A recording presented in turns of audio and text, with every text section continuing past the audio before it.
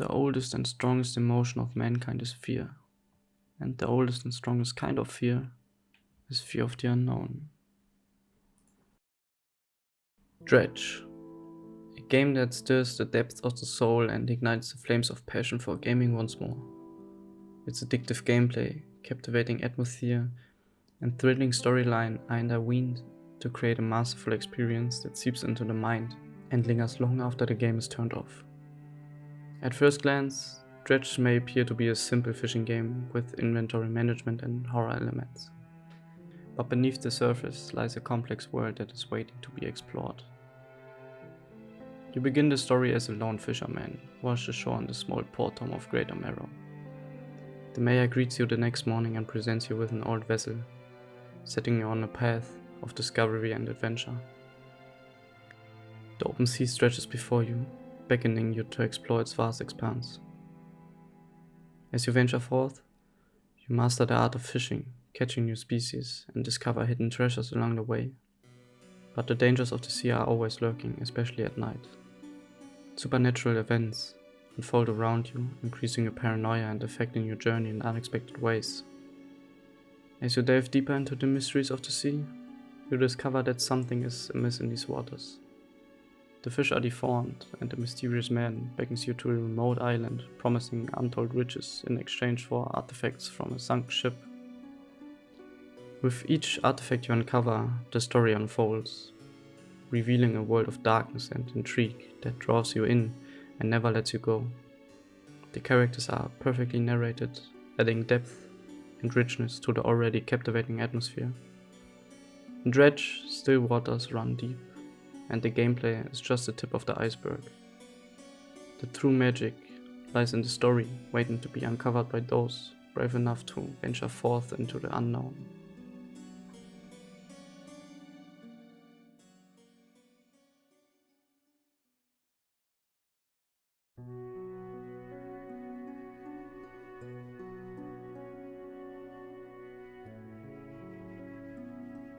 The gameplay is a simple loop. If you want to catch something, you first have to master a minigame, which asks you to press a certain button at the right places. If you do everything right, you get the fish on the ship and can then store it in the inventory at the desired spot. After a certain number of fish have been caught, the spot is exhausted and you have to look for a new place. But that's exactly what makes Dredge's gameplay so addictive, as you are always driven to discover new species and travel to new places. But that's not all, of course. There are resources to find to improve your ship and treasures to discover to earn some extra change. You can research and install new upgrades, talk to other characters in the different cities to get missions, and sell your caught fish to earn your money. Permanently you are told to avoid the sea at night, otherwise dangers would lurk. In Dredge, time only passes when you're active. Exploring the sea, fishing, upgrading your ship, all this makes a day progress, and before you know it, it gets dark. A fog rolls in, and you can hardly see anything except the big lighthouse of Greater Marrow. If you stay out too long at night, various events can happen, which affect you. Strange purple-red cloud formations appear and whisper to you if you get too close. Ghost ships sail the horizon, and sudden rocks and obstacles appear out of nowhere to make your journey home more difficult. All of these supernatural events increase your paranoia, which in turn has other negative effects. If you then made it home safely, you can sleep in peace until the morning and lower your paranoia again.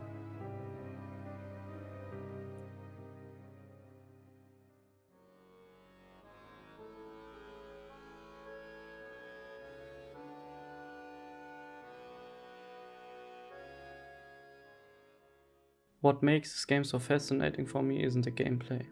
It is good, well crafted, something fresh and very addictive. But what made me love this game is the atmosphere, the setting, and the world we play in. And the core of it all, the story. The collector we talked to asked us to bring back all the relics of that once sunken ship, and we accepted. You wake up the next morning and go back to your normal duties. But this time, you see something different at the horizon. You pick up a message in a bottle, dated March 6th, 1927. The unknown writer is celebrating her engagement as they were out in the stellar basin to see the lights. As you progress, you will find more messages from the same writer, writing about getting married and that her husband is a fisherman. Shortly after, the writer is describing her mind and thoughts being sort of foggy. As you keep on reading, you find out that her husband installed some new salvaging equipment on the boat and discovered a weird wooden casket on the ground of the ocean with his crew. As he opened the casket, her husband froze. In his eyes, she saw nothing but the depth of the void. And that night, her husband awakened something inside, invited something into his mind that he would never have the power to stop. As you keep playing, fishing, adventuring, talking to the residents of the world, you will slowly unravel the full mysteries of its story.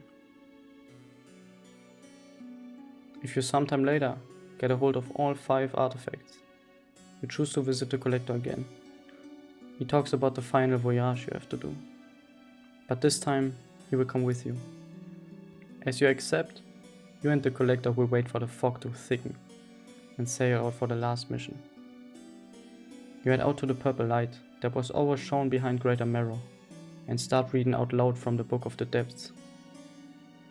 Just now it becomes clear that all this time you actually were the collector, and all the messages you found while exploring the world are from your wife, Julie, that died years ago. Lastly, you throw the book into the depths of the ocean to complete the ritual, awakening the elder god in exchange for the life of your once beloved wife.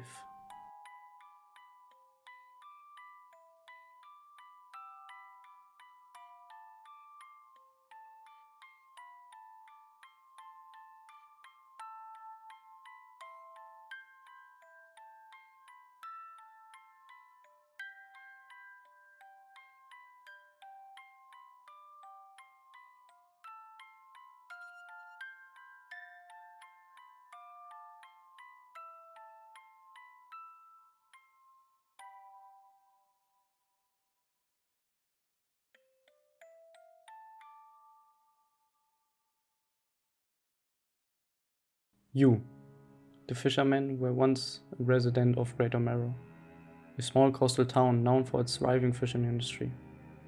The town's former mayor mentions a former fisherman, revealing that you were once an unremarkable and rather lazy fisherman, who would often go out at night and return with nothing, falling asleep soon after. Upon your return at the start of the game, the only ones who remember you are the old lady living in the lighthouse and the old mayor, whom you might fight later. However, before the events of the game, you married a woman and set out with her and some men on a vessel. While on this voyage, you uncover a cursed book, like it's stated in the bottle messages, that takes hold of everyone and curses the islands surrounding the area. In response, the Leviathan, a giant fish, the guardian of the seas in mythology, appears to try and stop you from retrieving the casket, but ends up killing your wife instead, leaving only a few survivors. You wash ashore with the survivors, who demand that you throw the book away. However, you can't throw the book away due to its power taking hold of you. You choose to leave the town and go to what is known as Blackstone Isle, to study the book and become a hermit. No one ventures over there, and you are forgotten in time by all except for 2 people. The old mayor, that can be found later in the game, explains to you what many of the notes throughout the game say. Throw it back. Throughout the world you will find notes left behind by your old crew members, who ultimately died, because you refused to throw the book back. Every note found is ultimately because of you and your actions. Having fully unlocked the book's powers, your personality splits into 2. The collector and the fisherman. Both are the same person, but the collector's personality wants to resurrect his wife with the book and remembers everything. The fisherman just wants to fish and remembers nothing, like he did before the death of his wife. The fisherman's personality is unaware that the collector is just another personality and believes him to be real. There are 3 endings to the game. Ending 1 involves doing everything the collector asks, and it appears as if he was an entirely unique person. his wife will be resurrected, and the Elder God will be revived as well, resulting in the end of the world. Ending 2 requires you to talk to the old lady of the lighthouse near the end. She will task you to find the old mayor so you can talk to him. Find him, and he will tell you to throw the book back. You can now demand the book from the collector, and the game will reveal that the fisherman and the collector are one and the same. Instead of going to the old lady for the good ending, trigger the bad ending, now from Blackstone Isle.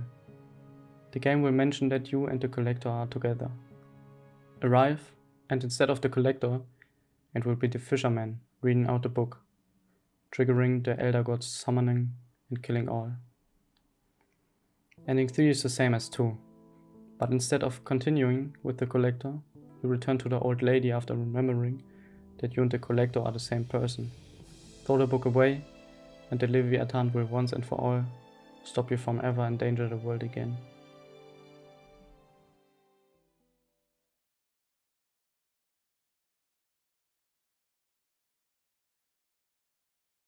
In the dark and mysterious world of the game, the fisherman, the collector and the Leviathan all have their own roles to play, and none of them are entirely good or entirely evil.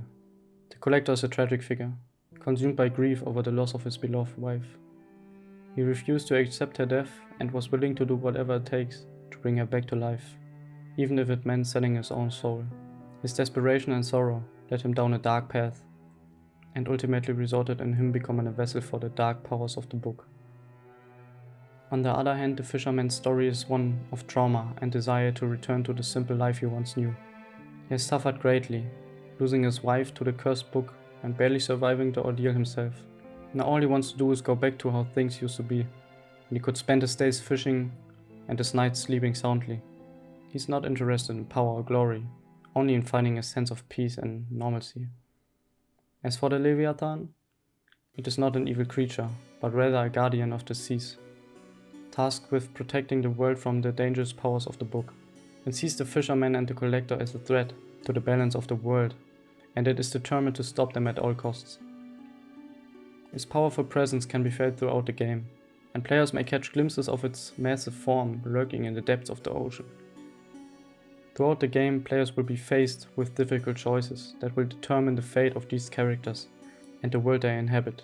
Will they side with the collector and risk unleashing the full power of the cursed book, potentially bringing about the end of the world? Or will they align themselves with the fisherman and try to resist the book's influence, even if it meant sacrificing their own desires for the greater good? And what role will the Leviathan play in these choices? And what secrets does it hold about the true nature of the book and its power? The story of the fisherman, the collector and the Leviathan is a complex and emotionally charged one, filled with moments of darkness, tragedy and hope. It is a tale of how grief can drive even the most well-meaning of people to do terrible things, and how the consequences of our actions can ripple out the effect of the entire world. Through it all, the characters must grapple with their own demons and desires, and ultimately make choices that will determine their fate and the fate of the world itself.